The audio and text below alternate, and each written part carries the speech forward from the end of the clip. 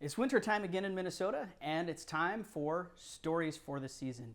Hello, I'm your impromptu host, Leroy Harris from the Ulm Public Library, and we're very grateful to partner with NUCAT, the State Street Theater Company, the Brown County Historical Society, and the Grand Center for Arts and Culture.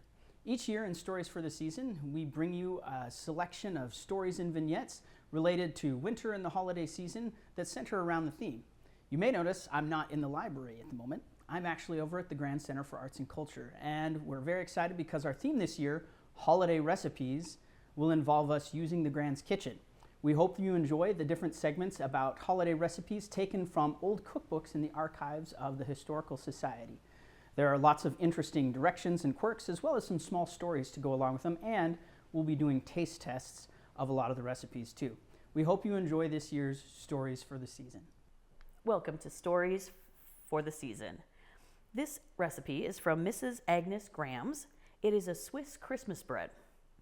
It has 1 cup scalded milk, a 1/4 cup of sugar, a 1/2 cup of raisins, a 1/2 cup of candied cherries, a 1/4 teaspoon of cloves, 1/2 teaspoon nutmeg, 2 packages of dry yeast, a 1/2 cup of cut citron, 5 to 5.5 cups flour, a 1/4 cup butter, 1 egg, a 1/2 teaspoon mace, 1 teaspoon salt, a 1/2 cup of warm water, a 1/2 cup of nuts.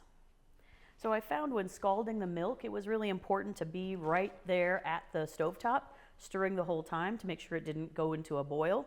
So just before you think it's ready to boil, that's when you want to take it off. At that point, you can add the 1/4 cup of butter into that scalded milk. That way it melts the butter, and that'll make it easier to add that butter in the recipe order. After that, you add sugar and spices, and separately in a small container, you want to put that 1/2 cup of warm water and put the yeast in to let that bloom before you add it. Then you'll add 1/2 of the flour, which I think is really important in this recipe. If you were trying to manage all 5.5 cups of flour, it might be difficult, so by doing 1/2 early on, it makes it a big difference. Then you add in the beaten egg and beat the whole mixture until it's smooth. Mix in the remaining ingredients, the other 1/2 of that flour, and let it rise. So before letting it rise, you want to grease the bowl that you're putting the batter in, and then let it rise till it's about double in size. I didn't find mace, which is kind of an old-fashioned ingredient, so that I omitted, and it tastes cool without it, so that might be something you don't need to worry about including. There's lots of different ways you can shape it to bake it. They just recommend it in regular loaves. And then before baking, they recommend to brush the top of the loaves with butter and sprinkle with a little bit of sugar. You might choose turbinado sugar just because that's a little bit more coarse, and it would kind of help make a kind of a fun, crisp, sweet crust on top. I chose, instead of making mine in loaves, I made it into a wreath. And I was going to put some icing on top, and then maybe take some of the dried cherries that I used inside and place those around the wreath, just for added fun, for maybe you'd serve this at a Christmas morning or a Christmas brunch.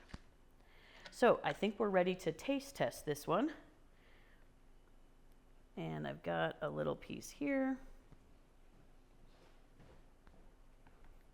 And here's a little piece. Lots of fruit. Yes. Yeah, And not a lot of sugar, No. so not too sweet. But it's a very dense bread. Yeah, fruit comes through. You can taste the nutmeg. Which is a typical warm kind of holiday flavor. Yeah, it's good. Might be good with some butter. Mm-hmm. And when I did it in the shape of the wreath, I sliced it every 2 inches or so, just so it could easily spread and make that shape and not burst its edges. Right. Great. So, Swiss Christmas bread. Yeah, from Mrs. Agnes Graham's. Enjoy. We hope you're enjoying this year's Stories for the Season, a collaboration between the Ulm Public Library, NUCAT, the State Street Theater, the Grand Center for Arts and Culture, and the Brown County Historical Society. This year, we'd also like to give a special thank you to the Friends of the Ulm Public Library for providing all the ingredients for the recipes that we tried out. And if you'd like to try them for yourself at home, give it a go. see how they work for your holiday party.